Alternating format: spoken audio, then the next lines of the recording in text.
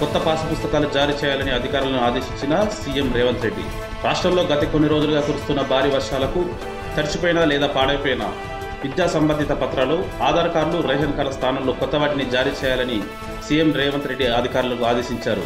ఈ సందర్భంగా ఆయన మాట్లాడుతూ కొత్త వాటి కోసం లబ్ధిదారులు పోలీస్ స్టేషన్లో ఎఫ్ఐఆర్ ఫైల్ చేసి అప్లై చేసుకోవాల్సిందిగా ఆయన సూచించారు.